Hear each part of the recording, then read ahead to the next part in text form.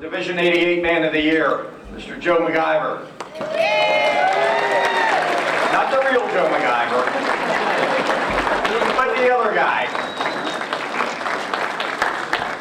Ladies and gentlemen, Joe joined the division on or about the year 1997, 96, 97. He immediately became involved in all the activities of the division. This past year, he relinquished his position as recording secretary, holding that office for the past 12 years. During his term, he was responsible for a monthly newsletter, which we used to do, and thank God we don't do it anymore. We have email today. For all of those years, he not only composed, edited, printed, folded, stapled, stamped, mailed the newsletter. He had this time-consuming job by himself or with the help of the real McIvor, Mr. Pops. Joe's contributions have been many, many for this organization, including working the hall, organizing numerous Yankee trips, which, by the way, raised a considerable amount of money for the division. There was never anything I asked him to do that Joe said no to. And by the way, he's one of the several members, along with Mr. Gala there, and the Lady of the Year, Nancy, and Frank, Brazil, and myself, who are now taking bagpipe lessons. Right?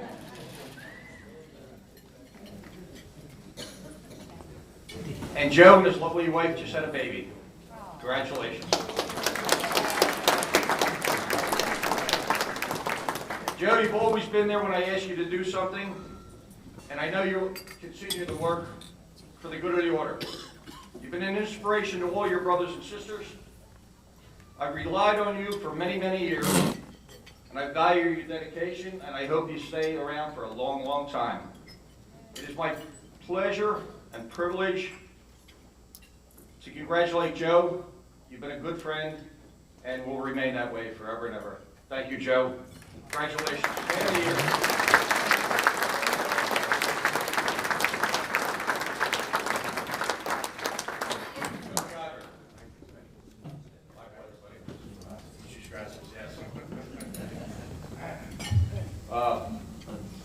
First of all, thank you very much, Pat. And I like to say to everyone sitting at my table who ate first tonight, you're welcome tonight. My mother told me there's an old Irish saying to come up here and say nothing and keep on saying it.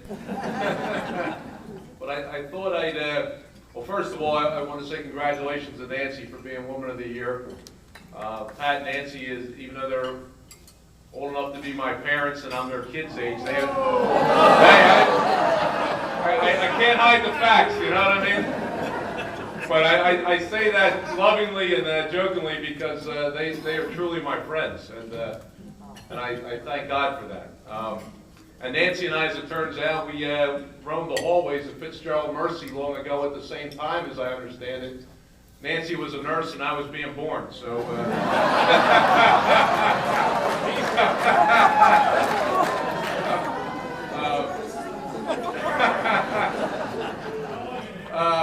we probably passed each other in the hallway, Nance, that's all I'm saying. To the people at Strauss Sign Printing, I also like to say congratulations to you guys. I know you probably don't know me, Bill and Rachel. Rachel, I understand you have the same birthday as my daughter, February 1st. I hear that correctly? And I'm saying congratulations to you.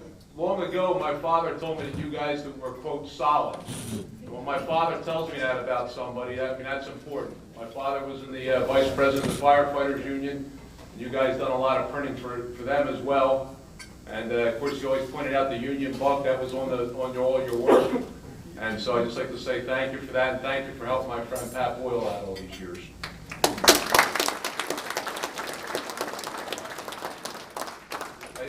I wrote a whole long list here. As Pat said, I was with the newsletter, and I actually was sitting through, I pulled out a big, thick envelope of newsletters I had and was going through them and thinking back to all the stuff we were involved in over the years. And I'll just share a couple, hopefully quick and short ones with you that were kind of funny. But I remember my mother was the one who told me, even mentioned the AOH, about you ought to go and join an AOH. You know, you're Irish and you're Catholic, and you ought to go check one of those out. And that very night, I go into the gym at the Valleys of Franklin Mills and ran into my long-time friend Tommy Kuhn, who we... Oh yeah, He only grew up a block and a half down the street from me, so we played stickball and football together and the whole thing. And that was in Daly Road in Parkwood, you know, home of the brave and the best, you know. And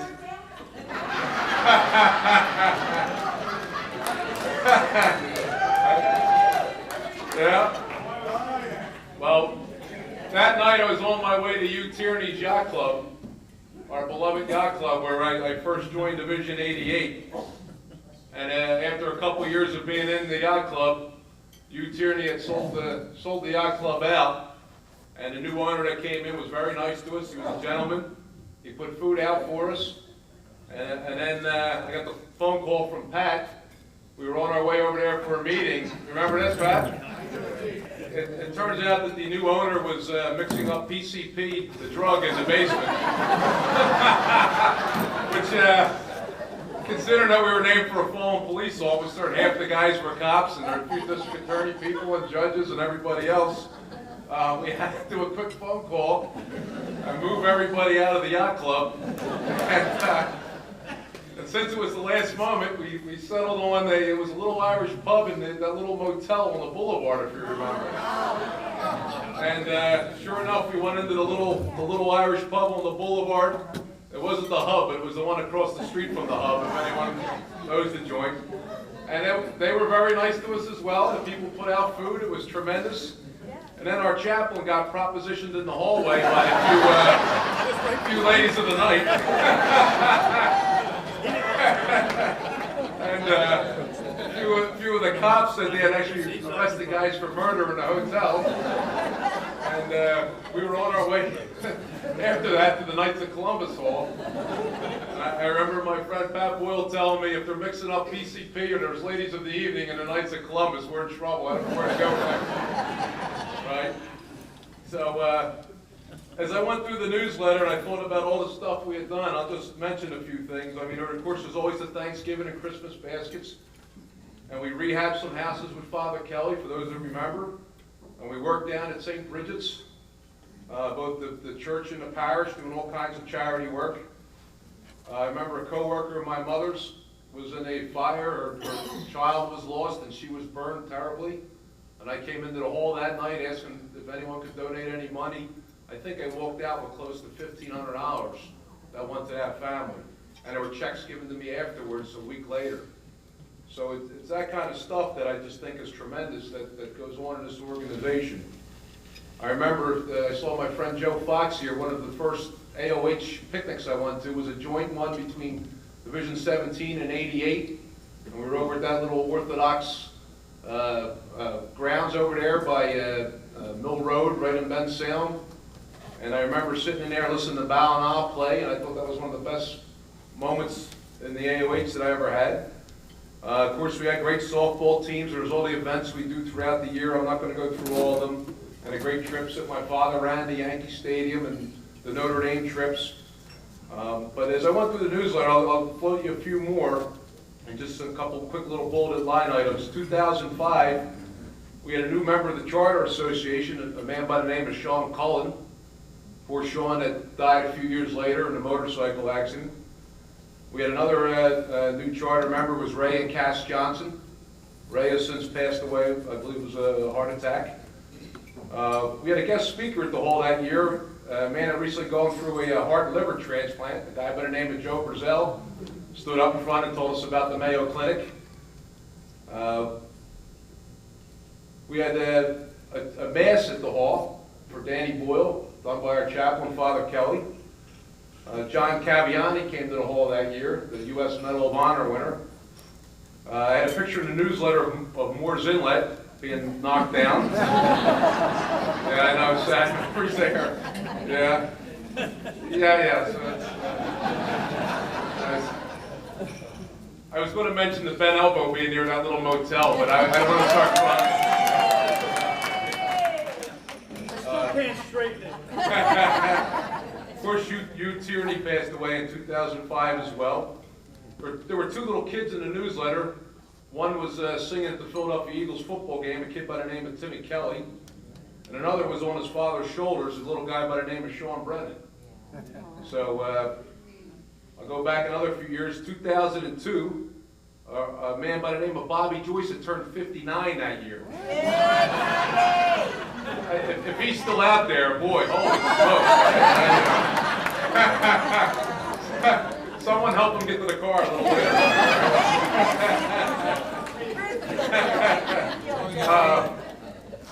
What else? Oh, in the newsletter, we did have a winner of the Mean Ed Green Look-alike contest. It was Frosty the Snowman. And then 2001, we used to do a run called the Hibernian Hike.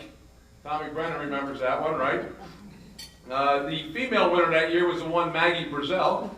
So good job there, Miss Maggie, if you remember that. Her husband was the second, he came in the second male, so he didn't do as good as his wife, you know. And I let him know that in the newsletter, too. What else in there? Right? We had, I had a picture in there of Frank Brazell and Nancy Brennan, and they were both holding, I think it was their 1-year-olds at the time, Caitlin and Bailey, and I just confirmed that Caitlin is now 13, is that, I understand that correctly? And then the little girl was named Quinn Boyle was born that year as well. So Kathleen's little girl. And then I did have a picture of one James the Howitzer Coolin. He was like, you know, Joe Montana-ish, back like this.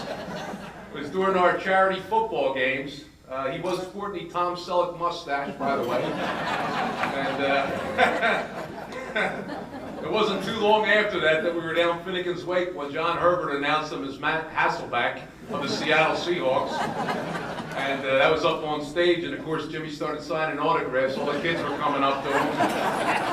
And Matt Hasselbeck was bald, and it doesn't look nothing like Jimmy, but you know, people didn't know that at the time. And Jimmy, thank you, by the way, for bringing your father tonight. I appreciate that.